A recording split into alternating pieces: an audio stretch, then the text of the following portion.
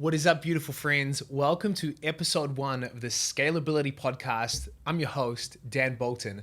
I just want to say, this has been a long time coming. I am pumped to be releasing this. If you're watching, then you understand this is going to be a video podcast. If you're listening, you might not know. And so this is going to be both an audio and video form, but every episode will be a bit different. Some of them might be just like this, and others might be, recording of a training that I've done. And so you're going to be able to see, hear that. You're going to be welcomed in on interviews that I get to have with world-class experts in the realm of scaling high-ticket online businesses.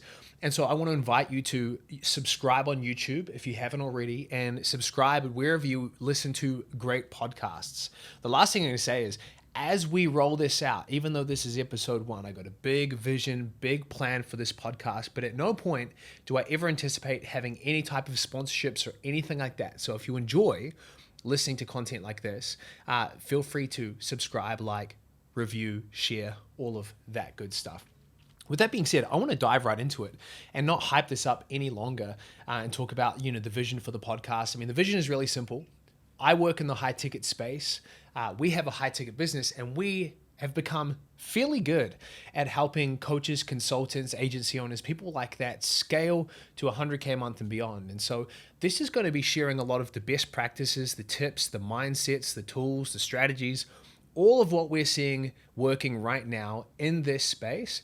And most importantly, and I do say this, most importantly, how do we build and scale a business that as it gets bigger, life gets better and not worse? Because I don't know about you, I did not start this business to have freedom and then have it be taken away from me as it gets bigger, right? You guys might know what I'm talking about. You start the business and you start making some money and you're like, oh my gosh, I can work from a cafe. This is amazing. And then you go on a trip and you take your laptop with you and this is awesome. And then, if you haven't got there already, you start to get a team, and then you have like ads and you've got all these different responsibilities, and all of a sudden you've signed up to just like living in an office on Zoom calls back to back, managing all these people, creating all this content. And while the revenue might be growing, the happiness is decreasing. And one of the things that I'm really passionate about, one of the things that I think we do fairly well in our business, is that balance and creating that margin, not just on the profit side, but on the time, energy, happiness side. So that's really the subject of this podcast going forward, is like, how do we scale? How do we get clients? How do we create consistency, predictability, but also how do we do it so it's fun? So as it gets bigger, life gets better. And then how do we do it in a way where we can actually travel, where we have a lean, mean team? We don't feel like we're freaking managing 50 people. And I might just be projecting. Some of you guys might like this, but I imagine many of you are similar to me in that, you really want to create a business that gives you freedom, not takes it away. And so I'm pumped for this podcast because I was going to start a podcast in 2018. I finished up, for many of you who know my backstory, almost all of my 20s, I was a youth pastor in New Zealand. It's where the accent's from. And I was a youth pastor from 18 years old to 28 years old. And I stepped into the great unknown. I became an online consultant, right? I had no idea what that meant at the time. I was going through a course, Sam Ovens, many of you probably know, I'm going through his consulting accelerator. And around that time, I told my wife, I said, I just feel I'm supposed to create content and I'm going to start a podcast. And at that time, I was going to call it Pursuing Awesome. And it was going to be about helping young people discover their purpose and all that good stuff. And I'm still very passionate about that. But at that time, what I also realized was I needed to figure out how to make money first, because I didn't know how to make money through a podcast. And so at that point, it got put on the back burner. And then the next year got put on the back burner. And the next year got put on the back burner. Until recently, I was like, man, I got into this business to have the freedom to do what I want to do. And I love creating stuff, videos. I love writing things. I love recording things. And so this is a passion project for me. I'm sure it'll be great for business over the long term for us. But more importantly, I'm coming at you every week with these episodes because I'm so passionate about what we do, the industry we're in, the time we're in. I think it's such an exciting time, and I just want to share and kind of bring a lot of these lessons to light, because I think some of the things we're experiencing, some of the things I'm learning, some of the things we are doing in our own business seem to be rarer in the online space these days. And so this is really a passion project that I'm excited to share with you. And I hope that you enjoy and kind of join in on the journey along with me, regardless of whether you're in launch phase or whether you're kind of scaling up. And so in this episode, I wanted to firstly give you a snapshot of our business right now that will then lead into sharing 10 of the biggest lessons that we've learned in $5.5 million in sales in just the last few years alone. And so these lessons are in no particular order, and they're not comprehensive. I'm sure I could sit down and think of 20 more, but there were 10 big lessons that I think, whether you are launching, just starting out, whether you are well into the scaling journey, I think will be insightful and helpful for you. So let me give you a quick backstory and evolution of our business, because I think this will give you a lot of context of how I got to where we are in terms of both our stage of business and also kind of my mindset around this. So as I mentioned, in 2018, I really didn't know what I was doing. And I'm sure you guys can relate that feeling of you've gone through a course, you know, someone, the guru, the teacher said like, this is simple, just go do it. And I didn't know any better. And so, you know, I was just stepping out of being a youth pastor. I had no previous business experience whatsoever, and I felt unemployable because, you know, when I was 16, I dropped out of high school. I never went to university, and I basically never did anything else except for being a youth pastor. And so 2018, I really didn't know what to do. So I just stepped into the kind of coaching consulting world. And in April of 2018, that first month, my roster of business was off to a great start, because even though I didn't have many skills, I had built an audience of people locally through the church that trusted me enough to kind of give me a shot in the new venture, which was amazing. So I hit the mythical 10K a month barrier in my first 30 days. It was an incredible milestone for me, coming from earning about 30 grand for most of my 20s, and I think I peaked at like 40 something. And so to make, you know, I think it was $12,300 in my first 30 days was freaking phenomenal, blew my mind.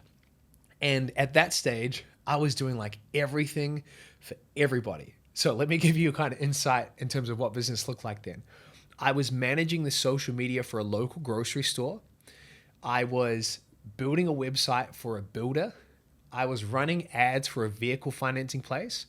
And then at that point, I think I had 2 coaching clients. I had one client who was a personal trainer, and I was teaching him how to get clients online using his Instagram and then set up an online program. And I was literally just mimicking the online program I was just going through myself and being like, hey, yeah, you have modules and you got Q&A calls. And then the second one was a real estate agent, and I was teaching him. I'd worked with him for free for a couple of months to kind of validate the concept, to try and figure out exactly how to do this.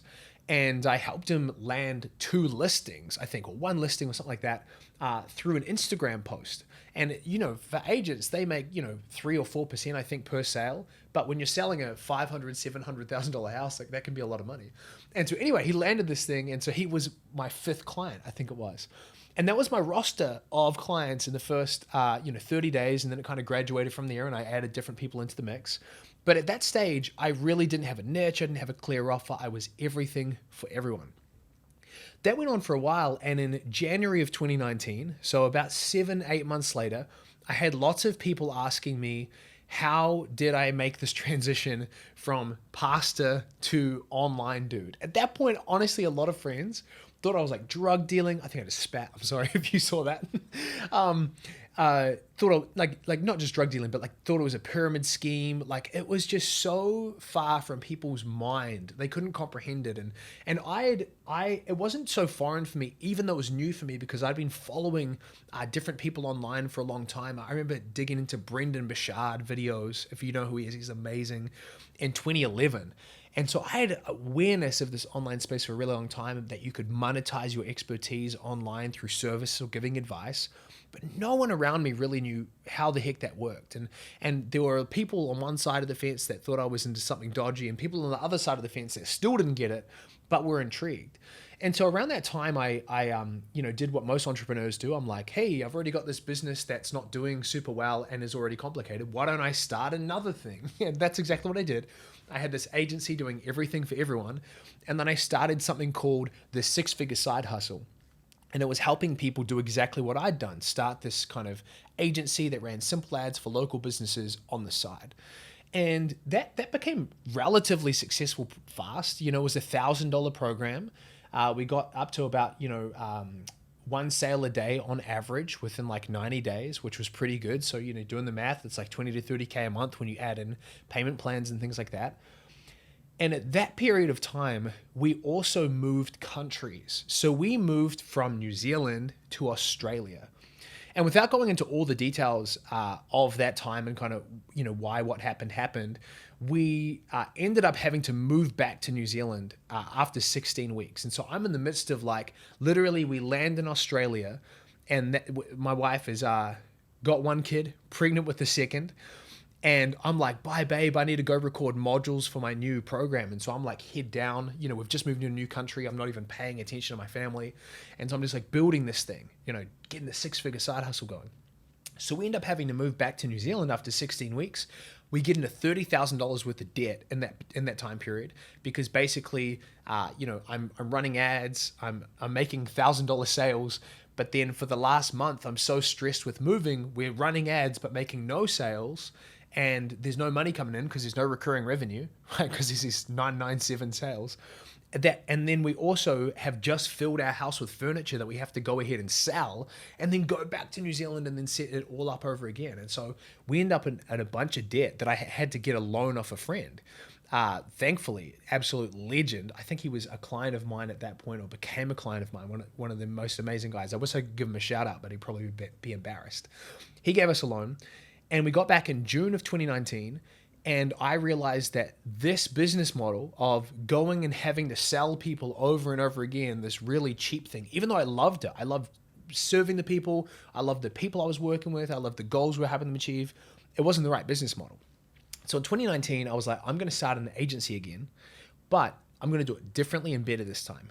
First agency, everything for everyone, failure. Second agency, we're only going to work with one type of person and solve one type of problem.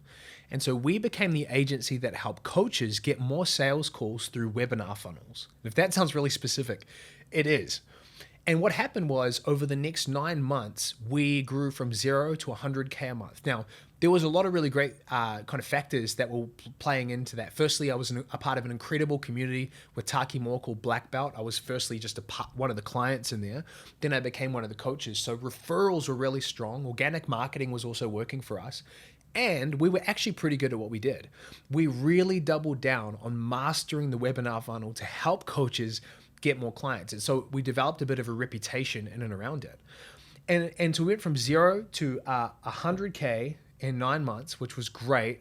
And what was crazy at that point is about 4 months into that journey, so the business is still scaling, I start working with Taki Moore. So I get the amazing opportunity to be one of his client success coaches and kind of oversee that area.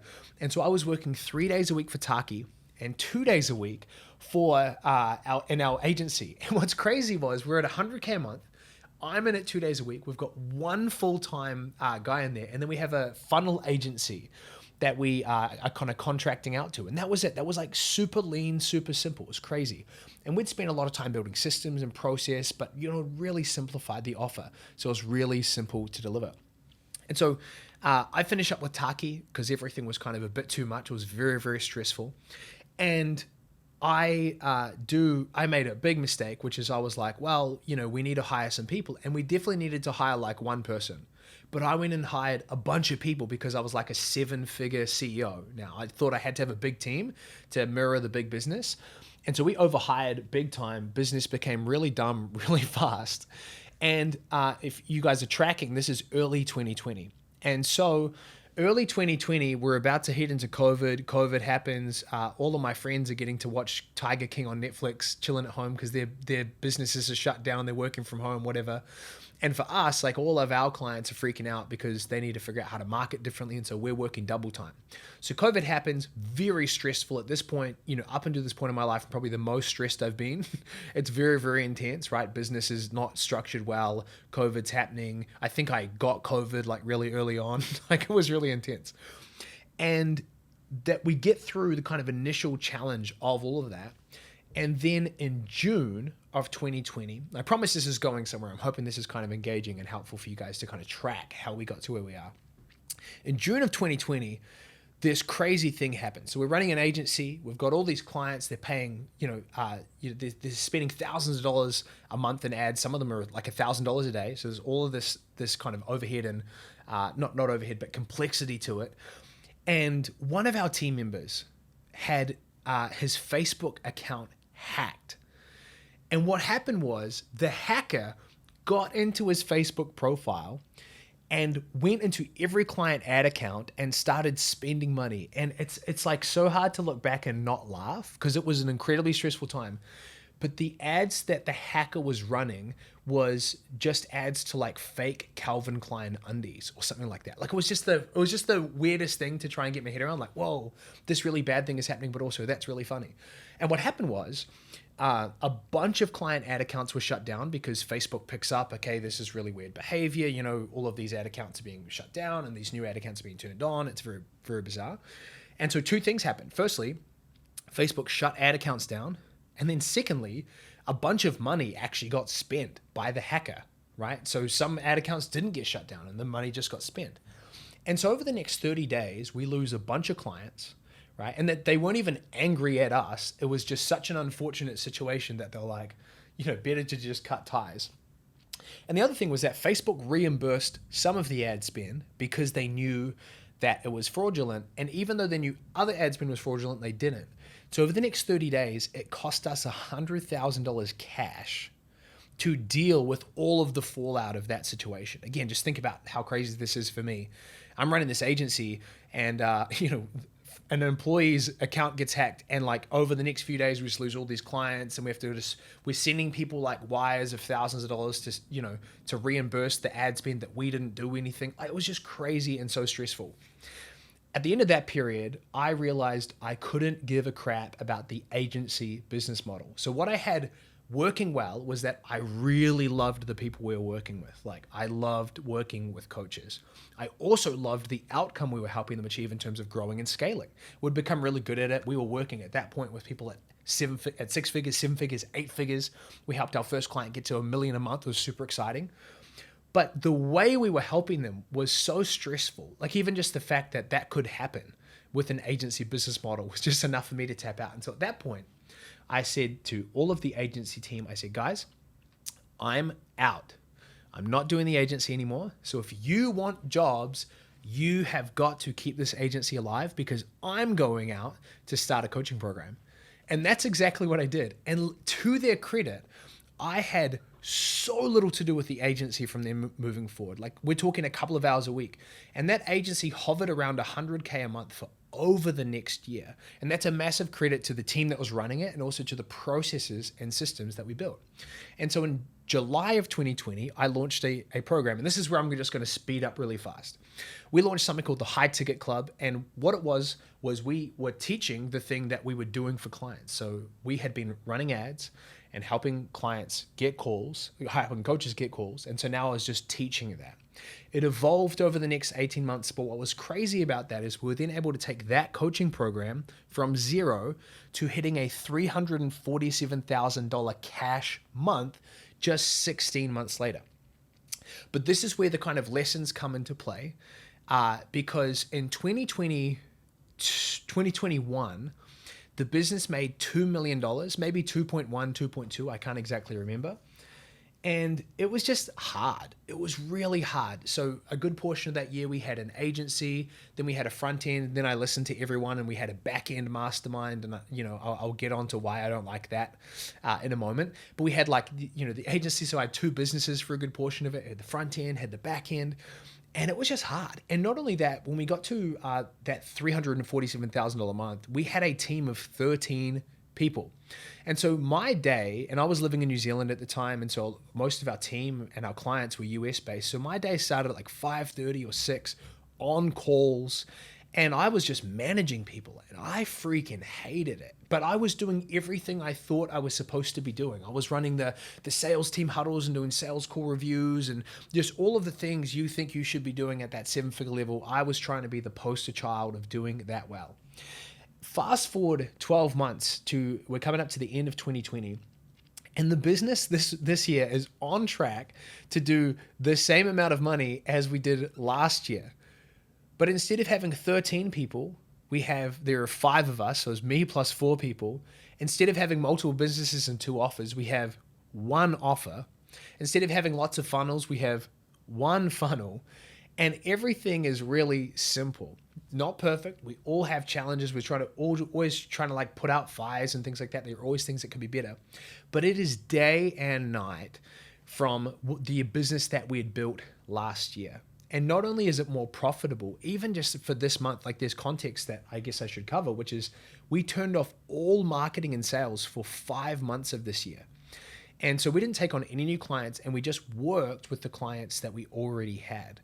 So it was incredibly simple.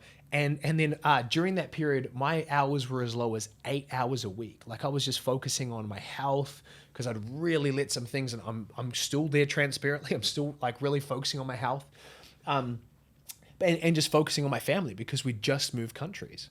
And I share all of that as backstory and context to not try and paint this picture that we have the biggest business or the best business, but we've got to a place where I really love the business we have. Like I love the business model, and there are some really key lessons that have brought us to this place of simple, fun, profitable, and we get to work with amazing clients in a really meaningful way.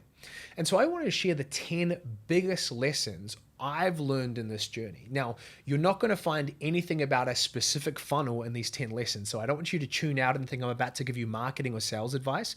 This is really big picture stuff that whether you're starting or scaling are the kind of piece of advice that I would pass down to you no matter where you are in the journey, just in kind of my humble experience of kind of where we've been over the last couple of years and all of the lessons and mistakes that I've made along the way. So number 1 is the biggest lesson for me, and this is just a repetitive lesson, is how much scaling and entrepreneurship is an inner game, right? It's an inner game. One of the mistakes that most of us make as human beings is we think outside in, right? And so when something is wrong, we go outside of ourselves and we think we don't know enough or we need to build something. And I love this Tony Robbins quote. He says, success is 80% psychology and 20% mechanics. Just think about that for a second. 80% psychology and 20% mechanics. So I would kind of say the same in my experiences. When I first started coaching and consulting, I thought it was maybe like, mindset wasn't even on my radar. It was like 100% mechanics. Like I was looking for the funnel and the script and the cheat sheet and the template. I was looking for the ad swipe file. Like I was looking for the step-by-step, tell me what to do and I'll do it, because if I do that, I'm going to be successful. And one of the things I found at every single level is how much of all of this is not just about the tactics or the strategies, even though it's important. That's a big piece, but it is only a piece. The mindset and the inner game is really the true kind of thing that's going on and really the thing that influences everything else. I'll never forget when I was working with Taki Moore, this was maybe 2019. I remember getting to the point in our business where our business was about to cross the 50K a month mark. And I remember something in my brain was just breaking because just over 12 months previous, that was my annual salary. Now, of course, 50K a month was not 100% income. It wasn't like I was like making in a month what I used to make in a year. but mentally it felt like I was, meaning like I was like crossing this threshold, being like, how did I used to work 60 hours a week for a whole year as a youth pastor and generate 50 grand? And now I'm working a month and I'm generating 50 grand. And I remember it like really messing with me. And it took me like days and weeks to kind of get out of this weird funk where I was like having to shed this old Dan to step into a new Dan, if that makes sense. And at every level, and it's not always money related. Sometimes it's about team. Sometimes it's just about kind of, you're facing different obstacles, and there are kind of like moments where you have to level up in your thinking. But this has been the biggest thing that I have realized, is that I need to cultivate in me a focus on the health of my soul or my spirit, whether you call that just your mindset, whatever it might be. Sorry for hitting the mic. Whatever it might be, like that is the most important job. Like my most important job is like looking after my insides. And when I've neglected that, business is not only less fun, it's way harder. And it's harder in the sense that, you can neglect. We're kind of getting into esoteric territory, but this is the big lesson I wanted to start with, because there is oftentimes a direct correlation, even if we can't measure it, about the state of our internal and the reality of our external. And so I just want to leave you with this last story on kind of this big lesson of the inner game. We've faced a really big tax bill recently, which I think is just a rite of passage from every entrepreneur that I've talked to, is the unexpected big tax bill. And for us, it was like multiple six figures, and it is terrifying. Like to kind of get that, like I thought we were pretty on top of taxes, but also I'm not a very detail oriented person. And so the person on my team that was supposed to be overseeing that's no longer on the team, not related to that incident, but, coincidentally, they were supposed to be watching that. They weren't. I got an email from our accountants that was like, hey, you owe, I think it was like $180,000 in tax. And I was like, goodness. And so last week I was like, okay, this is stressing me out. We have cash. I don't want to use it. I want to figure out a way to make 100 grand. And this is a true story. I'm not going to break it all down, but on a Wednesday night, I told Olivia, I need to make 100 grand. And then she and I had a similar thought of what I was supposed to do. And 12 hours later, I closed a $100,000 deal. And 50% of that was collected that day. And the remaining 50%, the remaining $50,000 was paid over 2 months. And the beautiful part of that was that, it's work. It's work that I enjoy doing. So it's not like I have to go and do a whole bunch of stuff for money. The point being, that was an internal, like if you had told me, even 6 weeks ago, that I would have the confidence and the belief in myself that I could go and do that, I would have laughed, because that is outrageous. $100,000 deal in a day, that's insane. And yet it happened. And it happened because the decision in me happened that I was like, I have to make this happen, right? And my internal met the obstacles of my external, and I decided to rise to the challenge. I could go preachy on here, but I just want to tell you right now, that to go from this level to the next level, it's not going to be as externally focused as you think. You're not 17 funnels away. You don't need to do this, this, and this. Oftentimes the external is the simplest, the internal is the hardest. And so I really want to challenge you, regardless of your size of business, to not neglect focusing on the health of your spirit, soul, mindset, faith, whatever you want to call it, because that's the thing that's really going to determine your level of success in business and in life. Number 2, business is as simple as you'll let it be. I'll keep this one simple. Scaling a business naturally brings complexity. Like $100 million business is going to be more complex than $1 million business. And $1 million business is going to be more complex than a $100,000 business. But one of the things I've also realized is that we often make business more complex than it needs to be, right? When we come down to the funnels that we use, right? The team that we hire, the offers that we make. One of the things I've realized is that business can be as simple as we let it be. Like when I think back to me doing all the things I thought I was supposed to do, modeling lots of other people, I had a team of 13. I was in Zoom calls all day. I mean, I'm just going to share this. This is so embarrassing. One day I was on so many Zoom calls, I had to pee in a bottle. And that's so disgusting. but I literally was just living on calls between clients and team. Like, it was outrageous. And business felt so complex, but looking back, I was making it complex. Like, it didn't have to be that complex for that size. And so if you're facing massive complexity, regardless of the size of business, of course, not everything can be really, really simple at every level, but oftentimes it can be as simple as we let it be. We create the complexity more than the complexity creates itself. And so we have to protect ourselves from overcomplicating the business. And so don't have two funnels do the job of one. Don't let two employees do the job of one, right? Make sure that you protect and fight for simplicity at every level, because simplicity is not only the thing that really lets you have massive financial gain in your business, right? Profit margins. It's also the biggest indicator of actual happiness within a business. The more complex a business is, you can guarantee it's going to create more stress. But the simplest it is, typically the easier it is to scale. What's the quote? It's like simple scales, but fancy fails, right? Simple scales, but complexity creates constraint. We want to fight for complexity. And so I think back to 2021, an agency plus 2 offers, team of 13, we made 2 million. 2022, 1 offer, 1 funnel, team of 4, 2 million again, right? And it's because we just simplified that we're able to achieve that. So that's number 2. Number 3, if you want better margins, pick a better model. If you want better margins, pick a better model. This is a really simple idea that I don't think many people think about when it comes to scaling a coaching or consulting business. Oftentimes, we create a hierarchy of different business models and we assume this one's right and this one's wrong and this one's good and this one's bad.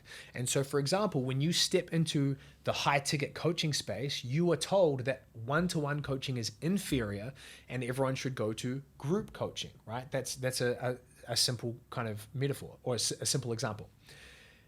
In a lot of cases, that's true. This year, I made hundreds of thousands of dollars of profit doing one-to-one consulting. And this was one of the things that I had to really examine this year and go, okay, if margin is about making more money, like as in more take-home income, and also being happier, like I'm spending less time and energy getting good happiness out of it, if I want better margins, I've got to pick a better model. And so a great example of this in my journey was like, I didn't like the result of the model of the agency business model that we had. That led to low profit margins and low time and energy. Or as in it required a lot of time and energy. So there's very little left over for me. Does that mean all agency models are bad? No, but the one that we had picked and chose to scale became really complex, or at least I made it complex. My point being, oftentimes we try and figure out, okay, what thing can I add or take away from the top of my business, the funnel, the offer, etc., without actually looking at the foundation of what is the business model. What are people paying me for? How much of it's done with you, done for you? How much is do it yourself? And really looking at those things, and then looking at things like price point. Because again, one-to-one coaching is really unsustainable and unscalable if you're charging low amounts of money. But if you're charging huge amounts of money, like I've been doing this year, then it becomes not only scalable, but really profitable and really enjoyable. My point is, if you want better margins, start by looking at your overall business model and figure out, have I got a business model that scales in the way that I actually want it to? Number 4, this has been a big lesson for me. To reach a new level, become a better leader. To reach a new level, become a better leader. This is true for, internally with your team. This is also true in your market. When you are trying to lead an audience, lead a tribe, you will be naturally capped by how many people you can attract into your business by your own level of leadership. And so I think back to 2018, and I was leading by abdication. Now, I had 2 contractors that was helping me fulfill. And there was no team meeting, no accountability, nothing like that. My job was not to lead them in terms of my philosophy. I was just like, hey, I'm paying them to do a job and they should do it. And ultimately, leadership, how do I word this? There are mistakes on either side of leadership. We all know that micromanagement, right? The idea of obsessing over every little detail of your team members' lives can be a negative thing. On the flip side, I would say more of the entrepreneurs that I deal with is that they lead by abdication, right? They just go, cool, I just assume you've got it. The point being, to level up, you have to improve your leadership skills.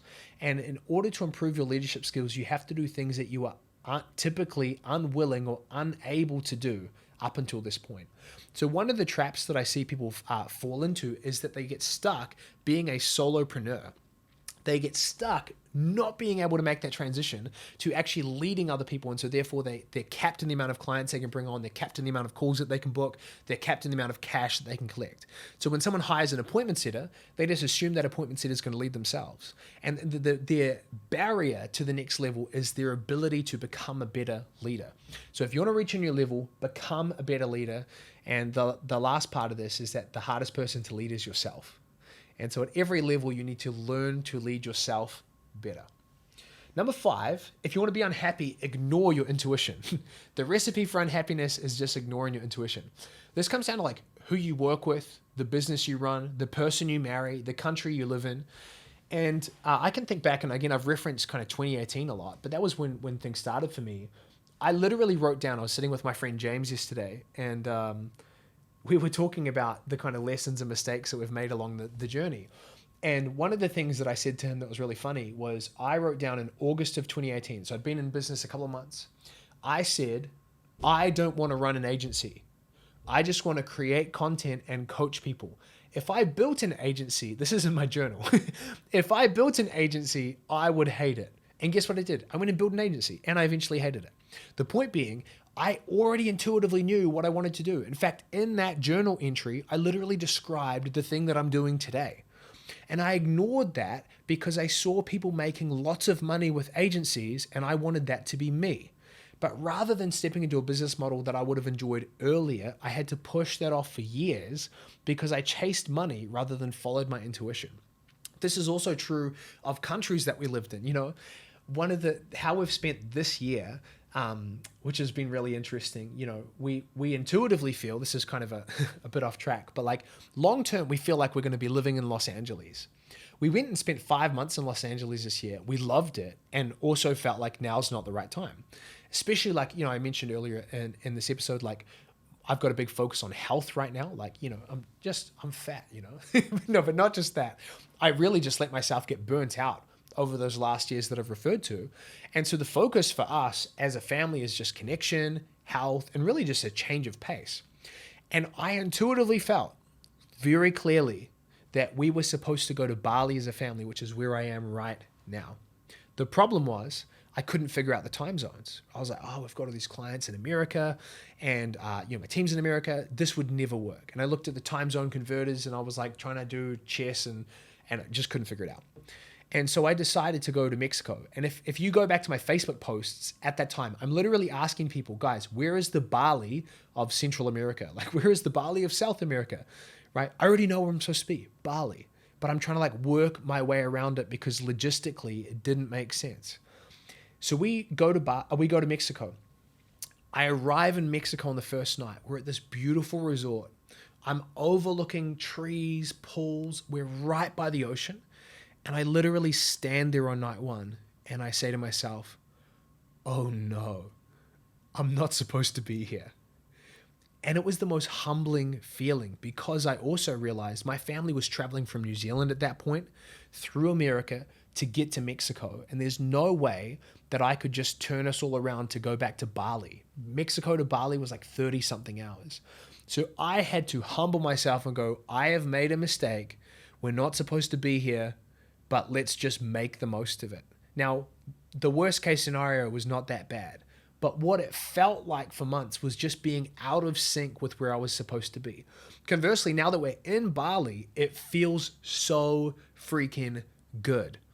And so I want to challenge you that in the midst of looking for principles, looking for strategies, all of those things are very important. There's no reason why you should invent the wheel for yourself and just have to like, you know, pretend you got to sit down and kind of dream all this up yourself. Your intuition doesn't work like that. It's not like everything has to be reinvented, but your intuition is important. I'm a person of faith. For me, intuition and God speaking to me is like one and the same thing. But whatever it means to you, don't ignore that voice that is telling you to start or to stop or to stay or to go or to try something new, because ultimately that voice is the thing that's going to lead you into greater joy, greater meaning, greater freedom at every level. So that's been a huge lesson for me, is that if you want to be unhappy, ignore your intuition. Number 6, I'm hoping this is helpful, by the way, because these are like hard fought lessons. And if you actually take even just one of them, I know that you're going to have massive amounts of, you're going to save yourself a lot of heartache, put it that way. These are like lessons I've had to fight for and kind of learn in the trenches. Number 6, very practical, buy your time back. As you get more successful and as you get more money, you should be buying your time back. Most of us think money, we think buying stuff. Stuff is great, but your time is the best asset that you could be investing in. And as you accumulate some money, let's say you go from 2K a month to 5K a month to 10K a month, there's going to be a period of time an income level where you start to get some margin, and all of a sudden you have more than what you need. So I'm not at all encouraging that you do this stuff in deficit, just like by blind faith, and you start making these investments. But when you start to have margin, these are definitely the things that you consider. So firstly, on the business side, you want to invest into team. Every single coach or consultant should have at least a virtual assistant helping them 5 to 10 hours a week at minimum with admin tasks, business admin tasks, life admin tasks. You want to buy back the time where you were doing monotonous, repetitive tasks and give it to someone else who would be happy and would be grateful to be able to do that. Then when it comes to booking calls, right, there's a period of time where you book all the calls. And then ultimately you want to buy your time back and hire someone to book those calls for you. Same with closing calls, same with coaching clients. You always want to be making sure you're buying your time back and focusing in on the revenue generating activities in your business. The second thing is on the life side. You want to figure out ways to pay for convenience. So one of the earliest investments that I made, even before I really could afford to, was we paid someone to mow our lawns, someone to cut the grass, because I tried it one time. I borrowed a friend's lawnmower and I was like, never again. And so we were paying I think it was like $20 a month, $25 a month. And that for us at the time was a lot. But what that meant was the grass always looked great and I didn't have to do it. Then eventually when we started the business, one of the first things that we did was we hired a cleaner. And having a cleaner was a freaking game changer, because I didn't enjoy cleaning. Olivia, my wife, didn't enjoy cleaning. And now we brought someone into our home who loved cleaning, loved being a part of our family in that way. And we got to enjoy a cleaner home. And over time, that's just been extended to so many things where now we have the luxury to travel with a full-time nanny. And we also have, meals provided for. I mean, we basically never cook. We always order out, and in Bali, that's so cheap. But the point is that the time that you are spending should be spent on stuff that you love and the stuff that only you can do, right? So we have a nanny.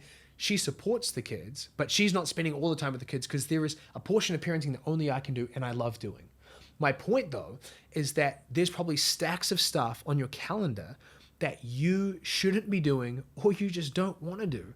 And so growing your income should not just mean that your garage gets filled with more crap. It should mean that you're buying more of your time back, because that's the ultimate wealth and the ultimate status of wealth, is being able to spend your time however you like. So number 6 is buy your time back. Number 7, make generosity your growth strategy. Now, on the business side, this looks really simple, right? We've heard the kind of phrase, I think Hormozi mentioned this, I don't know if he came up with it, but the whole idea of make your free stuff better than their paid stuff. And, I think at this point, through our main programs and through kind of stuff that I've been contracted on to coach people, I've worked with 750 plus clients. We generated over $200 million for our clients. But we've had almost 14,000 people go through our free courses and our free resources. I regularly get testimonials from our free ebooks. So we got a 63-page guide called the Group Funnel Playbook. And I just dropped all my knowledge about groups at that time into that playbook with nothing held back. I tried to make my free stuff better than their paid stuff. And it paid off big time. And so when it comes to our marketing and our sales and everything we do in business, we try and make generosity a part of our growth strategy. On a real personal level, I'm a follower of Jesus, and in the Christian church, they teach a concept called a tithe. And I think my thoughts on tithing has evolved the older I've gotten, but basically I've always given a percentage of my income since I was 16 years old. And this has been one of the best things about getting more money in the last few years, is just the level of generosity. When we left the country in New Zealand, we were able to get out 3 lots of $10,000 to give to 3 different specific family members. There have been so many different things that we've been able to do anonymously. Even just a couple of months ago, where I was just able to give $10,000 to a friend that I just intuitively felt like might have needed it. Whether or not they did, I don't even know.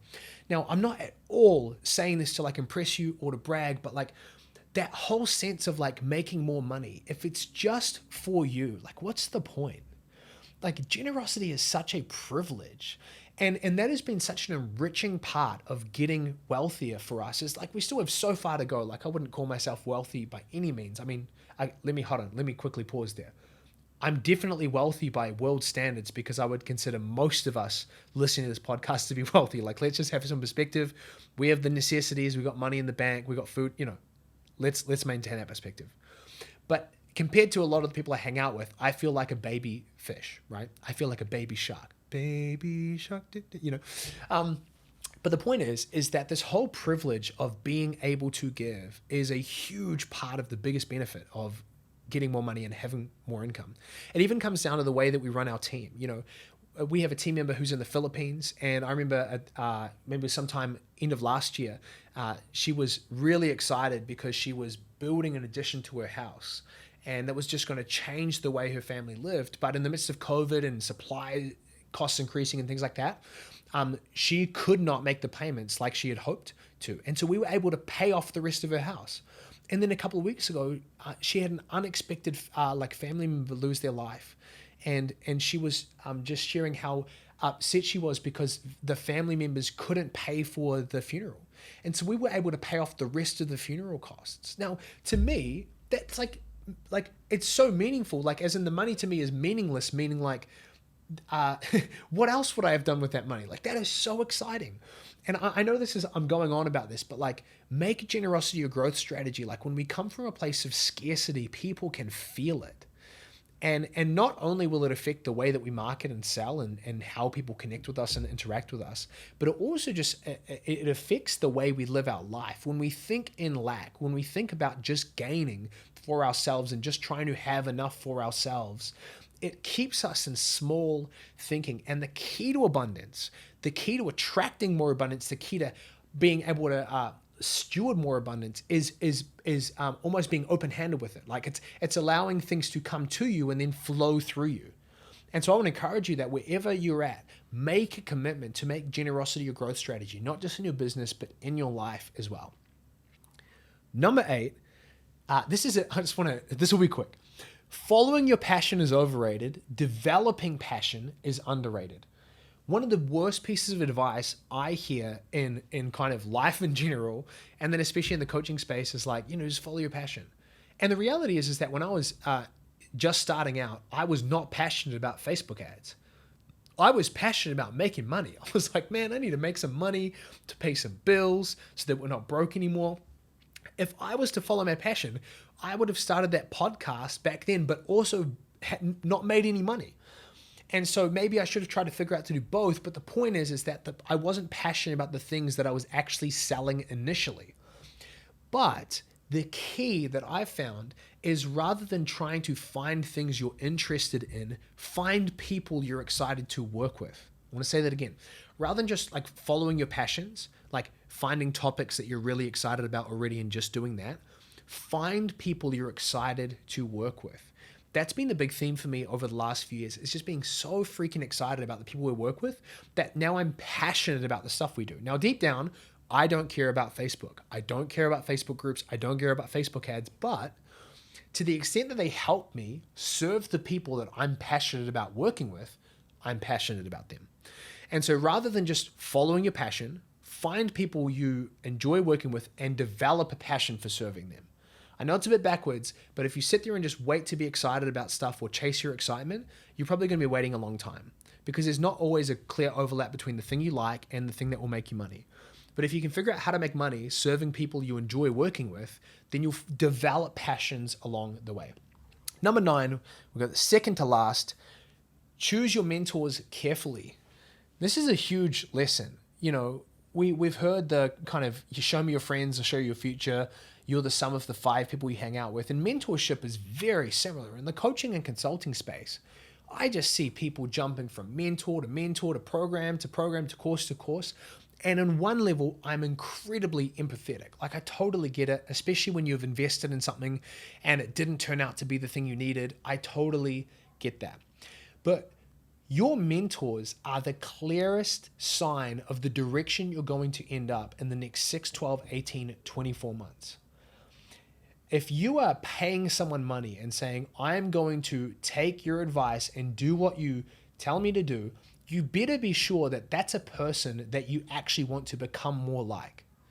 And I don't just mean like their temperament or like, they're muscly or, those things might come into play.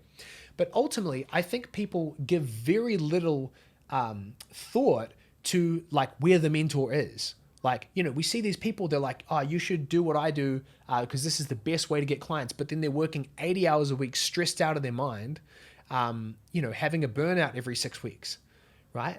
And then the clients coming along then wonder why they're also struggling, right? It's because they're following a leader or following a mentor that has a specific style of business, a specific rhythm of work that might not fit with them.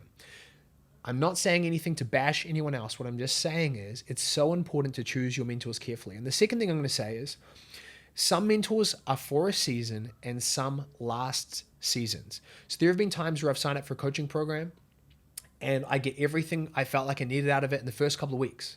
And I might feel like I'm wasting my money for the rest of that time if I'm still paying it off. I remember like I made a year-long commitment and I got everything I needed in the first 90 days and then I just had to keep paying for the next 9 months, right? But rather than me pretending like I needed to get like anything else, I just decided to like, okay, I've made that commitment, I've made that investment, I'm now going to move on to another mentor that I think is going to give me what I need.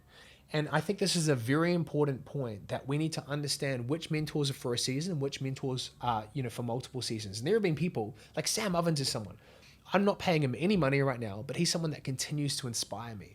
Right? There are people in my world that I just like, I'm looking at, whether it's like listening to a podcast or going through a course. There are people that I know like, these are my mentors, right? I'm like, right now I'm learning from Brendan Bouchard and Brooke Castillo. And neither of those people am I paying money to, but like they're mentors to me. And then there are other people that not necessarily in the season I'm paying money to, but I've paid money to in the past that I'm just still, and I'm still like listening, learning, following. My point being, don't just like chase a Facebook ad, jump down a funnel, and then sign up with someone. Be intentional about the direction you want to go and the person you want to become, and then find the mentor you feel most confident can help you get to that place and become that person. Number 10, trading happiness for money is a fool's exchange. And this has been a big, big lesson for me, and it's why it is number 10. Last night, I couldn't sleep because I was so excited about being here today recording this for you. And genuinely, I was like, oh my gosh, I just can't wait. And it's because it's been a long time coming. I've been putting it off because there have been other things that I've been focusing on because it's more profitable for me to do X, Y, Z in our business. But what I've realized is that I just want to optimize for fun. Now, I can't get rid of funnels and get rid of acquiring clients and booking calls and all that because that is important. It's what keeps the lights on. It's what helps us stay at the level we are and pay the staff and pay for our lifestyle. But there is a point where it's not just about pushing further and further and further to make more and more and more money. You need to ask yourself, why am I doing this? Is it because I want to? Or is it because deep down I'm kind of like trying to fill some kind of lack? And one of the things that I think is just massively underrated is building a business you actually enjoy running. And I don't just mean the idea of it. I don't just mean the moment that you get the 2 Comma Club award and you get to high five Russell Brunson. I mean a business that you wake up and you're excited to be a part of it. You're excited to do what is necessary to keep the business running, to move the business forward. And trading happiness for money is a fool's exchange. And I get it in the early days, you got to do it. right? You absolutely have to do it. There were things that I did in that first year of business that I just had to do to make the money. But at some point, it's not even about keeping the lights on anymore. You're just doing it for the sake of it, to try and get a higher revenue level, to try and make more money, to try and have that dopamine hit when you get to brag to your friend that you just hit a new milestone. Don't be so short-sighted that you neglect your happiness, your joy, your meaning and purpose in life for just a freaking, just, I don't even know where I was going with that. Like just a silly revenue goal that doesn't mean anything to you in the first place. Doesn't mean you should be dumb.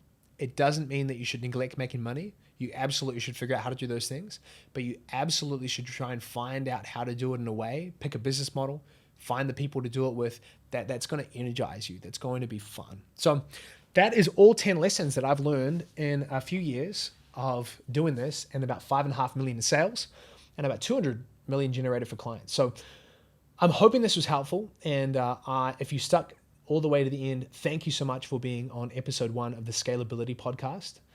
My name is Dan Bolton. My middle name is James Porteous, like middle names, Daniel James Porteous Bolton. So feel free to tease me about that next time you see me, because it's a sore spot. I don't know why my parents disliked me so much at birth that they would do that to me. But anyway, I'm really grateful for all of you, whether there's 5 people listening to this or eventually 500. I'm grateful that you allow me to do work I find meaningful. And so if you enjoy this podcast, make sure you subscribe. It's on YouTube. It's on wherever you listen to podcasts. Feel free to share it, and I will catch you on another episode.